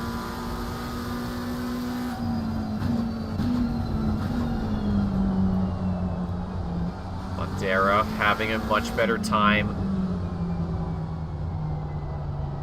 Brooklands and Luffield, as I say that, he doesn't get what he wants, runs it onto the grass. Lucky to not lose it there. But he knows that Fernandez not on solid ground. There's a gap there to exploit. And he's just got to find a way to weasel his way into it.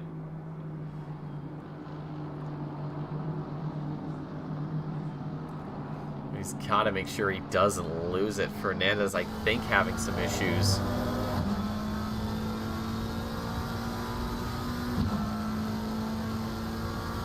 How much more does this complicate his running right now with Bandera closing in? And just don't, no way he makes this work around the outside, but he's going to switch back to the inside.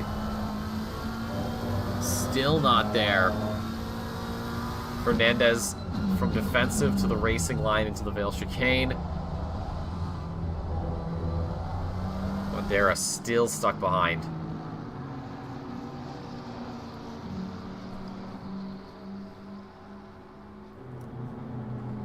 So these two guys still battling over 11th. Portis and Keogh. Portis is actually in a... Well, you know what? All things considered, he's fine. Keogh was closing up, but something's gone awry.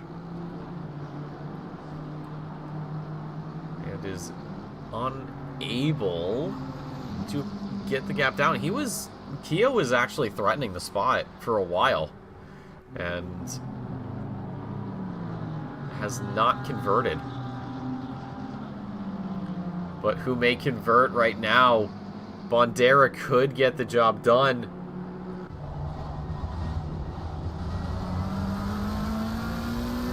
So this, I think this is where Bandera struggles the most. Field's definitely seems to be his weak point. Unless it's just him getting right under Fernandez at the least opportunistic time.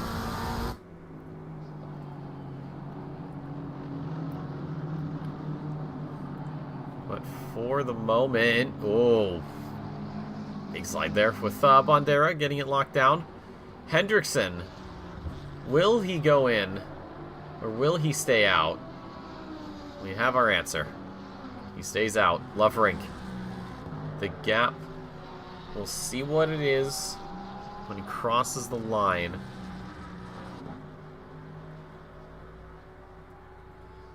The pit stop will not be enough for Hendrickson. He can't pit safely without the fear of losing his spot. The gap is 18.8. And then to Clifford, I think it said about 14 or so seconds, 15 seconds. We'll see. Gotta do a little bit of quick math here, so I'll see if I can do it. 33.5 seconds. So if Hendrickson comes in this lap, I believe Clifford will come out ahead. Or will get ahead, rather, excuse me. Not come out ahead. Stapleton having to let Wilson and Keogh through. Let's check back in with the two McLarens. The same spot as last time, Bandera.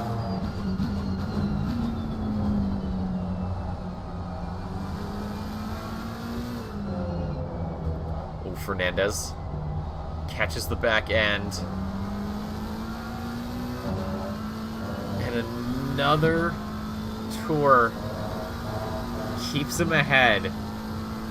Bandera may be getting slightly impatient at this point. It has been lap after lap for the 69. He has not found any sort of room. And you can see, oh, he was almost went into that corner perfectly right behind.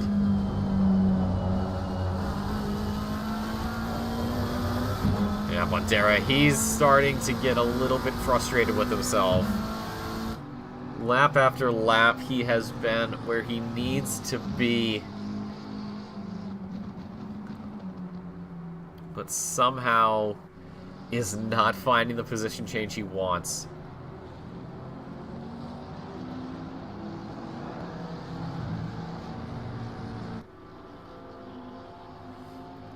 Portis and Keogh. Ooh, Keogh. I think Keogh might have some speed right now.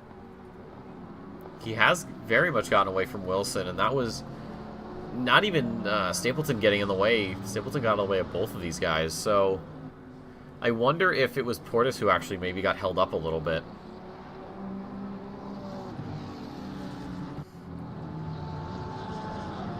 Lloyd and Bellinger still close to each other. Fernandez and Bandera. And once again, the same spot, the same sort of gap every single time. Well, this time the gap is quite larger for Bandera, but maybe that's what he needs to not be so close. And again, oh, he's having so much trouble there. He just can't. He cannot keep doing that lap after lap because he's just making things more difficult for himself.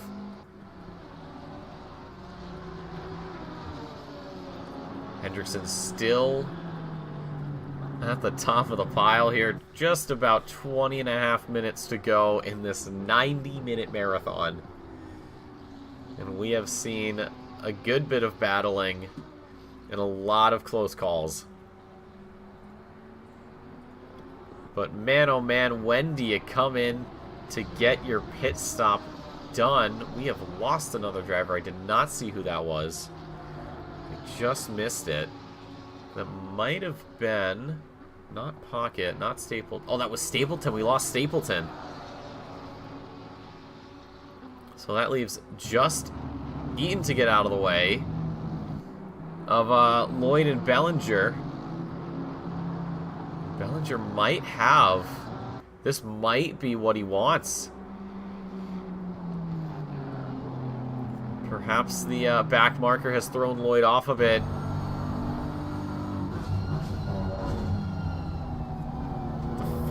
The 649 BMW right now, laying siege to Lloyd. He is close enough for a slipstream. It looks like the Aston Martin will just remain out of reach for now. Bandera has gotten around Fernandez at some point in the race. I did not see when that was. I don't know if Fernandez got a little bit loosey-goosey or something, but he has finally fallen behind Bandera to 12th.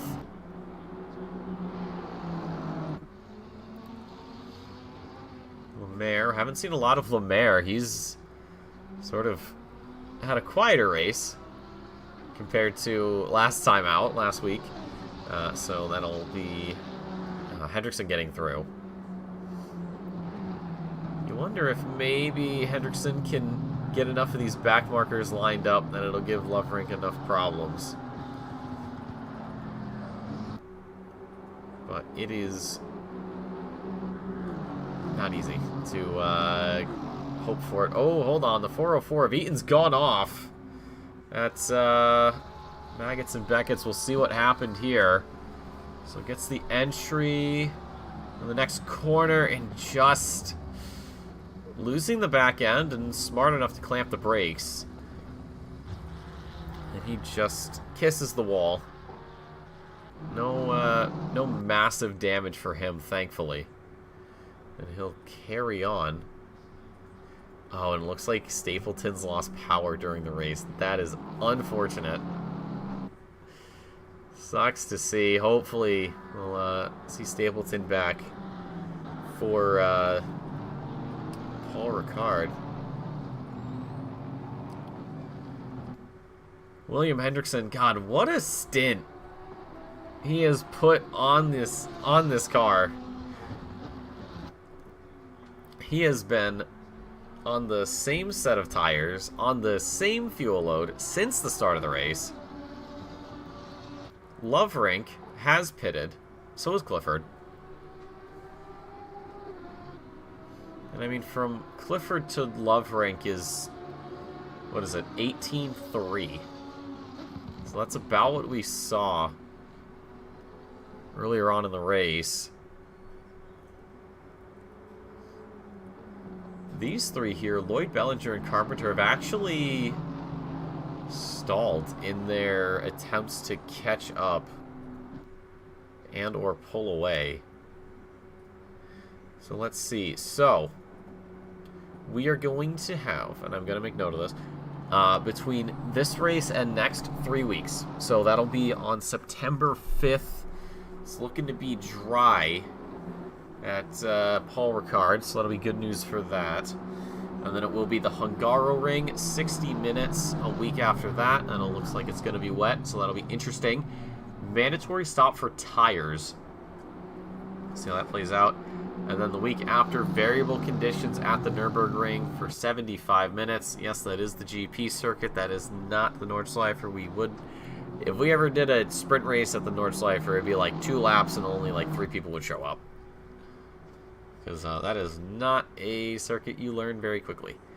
And then the last race of the season's going to be at Spa, 90 minutes. That'll be September 26th. And then we'll be off, I think, for a month. Probably come back in October and carry it all the way through to December if we have season 19. If not, we may pick it up at the start of the new year.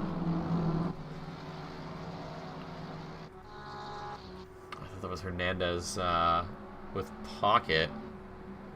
Pocket a lap down, though. Pocket just a race to forget for him. We'll leave him be. We'll let him be in his own world right now.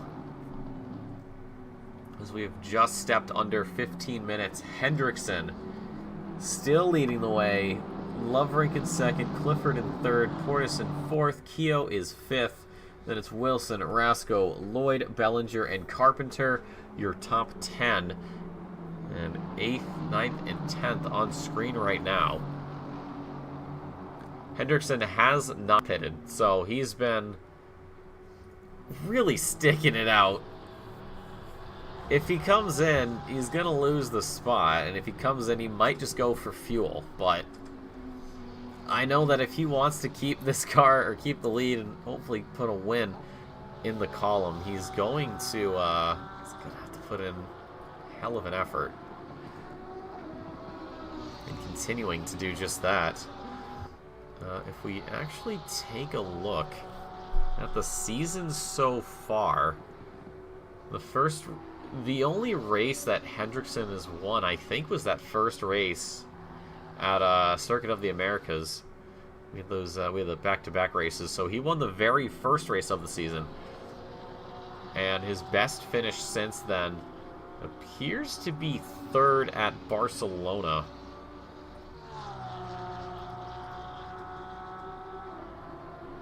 And Loverink has... Let's see, did Loverink win at Barcelona? I believe he did. Yeah, he won at Barcelona, and he won at Suzuka. He's looking to do Silverstone, so that'll be 3 in a row. That would very much do great things for him. Just looking at the standings at the moment, we have Loverink ahead of Wilson. That's surprising. Wilson's 64 points behind. Now Wilson's down in 6th position, so that's going to be a huge hit. Hendrickson, 75 points off of that, 11 points behind Wilson.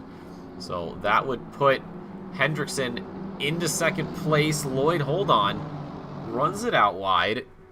Does Bellinger have a chance? Into Cops, he's very later on the brakes. Just behind the 937. He's flashing the headlights, saying, hello, I'm right here. And he's just going to psych himself out by doing that. Bellinger, a little bit of showmanship possibly has done him in. So the chance that he had for the for position 8 through his own doing has made things a bit more out of reach now. Clifford, 89 points off of the first place driver, but in 3rd. This would put him, if the positions stay, this would put him back into the top 3. Right now, Dylan Kaiser is leading the Pro-Am Championship by 25 points over Lloyd. If I take a quick look, actually, at the point split for a race like this, just a standard old point, I believe Lloyd should overtake the spot, and there it is, Bellinger with the touch. Later on the brakes, just a little bit. Carpenter steps through. Let's go on board. Let's see what happened.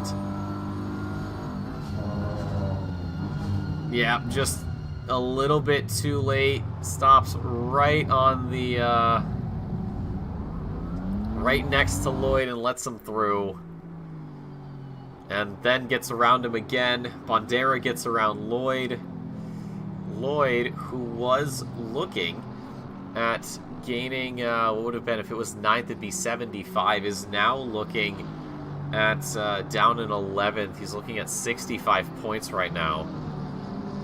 But importantly, that would give him the lead over Kaiser. Kaiser would go down. I don't think Lemaire is in a spot to get ahead of that. So it would just be Lloyd and Kaiser trading out the spot for top of Pro-Am. For the Silvers, Dan Fernandez still very much leads that. The closest person is Bandera. Bandera in 10th, Fernandez in 12th. The gap, though, is pretty substantial. Almost double. Or not double, about 50 some odd points. Won't be enough. And then for the amateurs, so Ian's actually leading this class. Stapleton down by 21 points. And with Ian in 16th position, that would net him 42, so that gap would grow.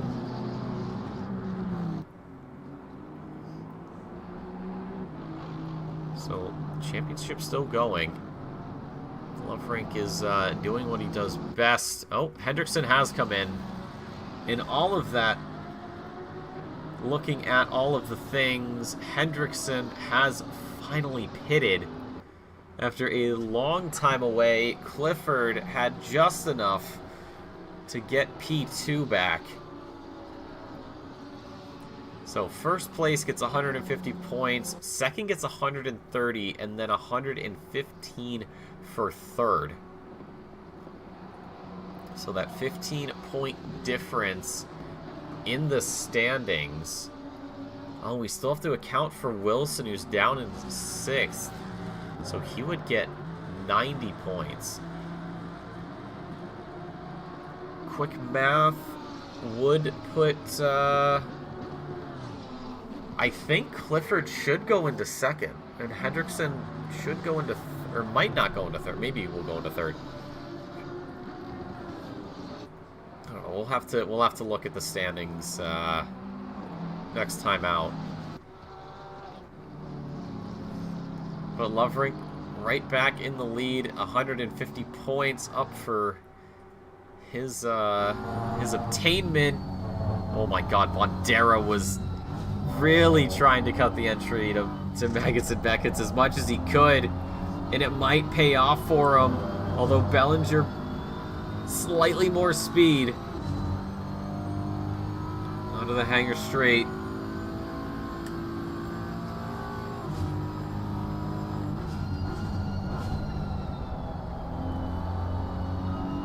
Does not have the luck. I thought for a moment Bandera was going to spin that one. It really looked like he was far too much on the inside.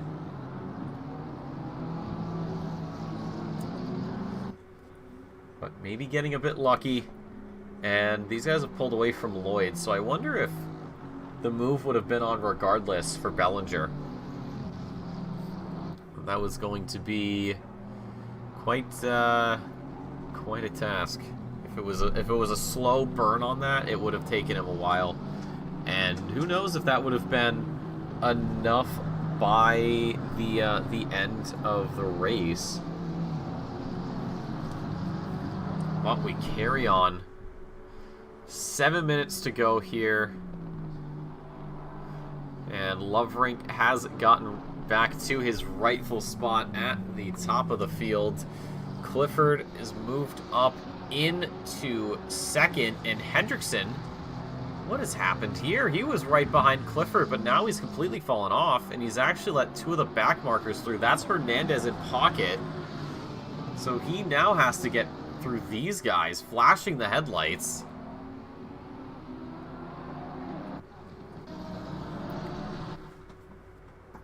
It looks like... Oh, wait. Maybe this was Clifford catching up to the two Mustangs. Not a blunder on Hendrickson's part. So he gets around pocket. Now he's got Hernandez to get around. And Hernandez stepping out of the way very quickly. There's Portis as well. We had spent a lot of time with Portis and Keogh and Wilson.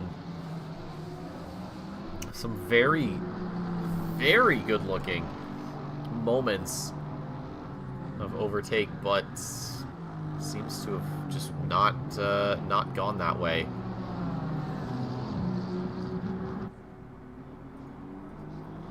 But what a race it's been for a handful of these drivers. It's been one hell of a night. It's been a lot of great battles, a lot of surprises, really. And no different is this.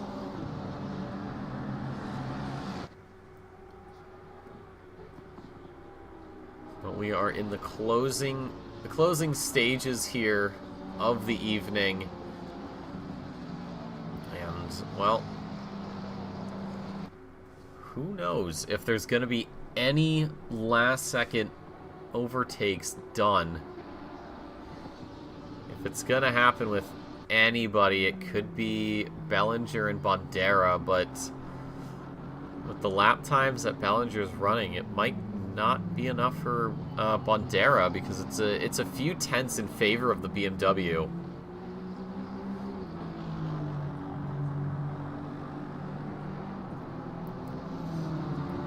But these drivers are definitely looking forward to the checkered flag. They know it's coming. They know it's going to happen soon. It's just a matter of how many more laps, how much more time do they have to put down here at Silverstone before we can finally pull the plug on this and get that 3-week break, I believe it is. Yeah, 3 weeks. But Loverink is just grinding down these laps. Should be seeing, I think, 3 more so. 3 or 4 more laps out of him. By the time we finally strike 0 on the clock. But a lot of surprising work from these drivers. One such driver, of course, JP Bellinger, Newest addition to North American Sprint. Started 11th, currently 9th. And that's going to be a good way to open the account. Of course, won't have as much time with him as we do some of the other drivers for this season, so hopefully he comes back for season 19. It'll be very... I will definitely be keeping a close eye on him. Maybe we see one of a new... I don't even know what word to use. Titan for North America in the seasons to come if he sticks around. But at least starting off in the midfield, not too bad. He's got a long way to go if he wants to get to the top, though, especially with names like Carpenter, Rasco, Wilson, Keogh, Portis, Clifford, Loverink ahead of him. That's going to be tricky, and I'll throw sort of a honorary mention to Hendrickson. Hasn't been around as long, but and the time he has, I mean, he's really shown what he's all about. And, of course, being a part of that esports team right there, John Lacey, is not something to scoff at. But even then, it has not been a walk in the park for him. For somebody who's been smelling roses all day and all season, every season, is this guy right here, Skylar Loverink.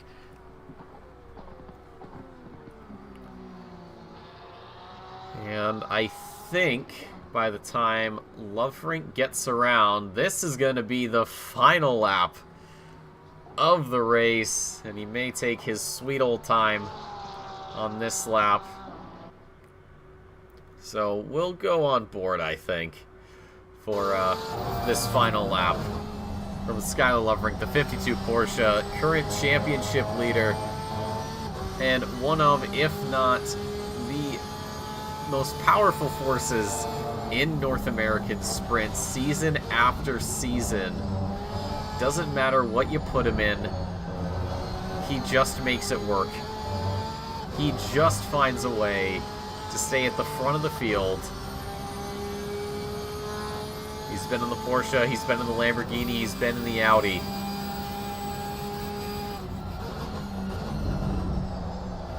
All of those cars driving differently, of course, but it almost feels like he drives them the exact same way, and they just work every single time to his advantage.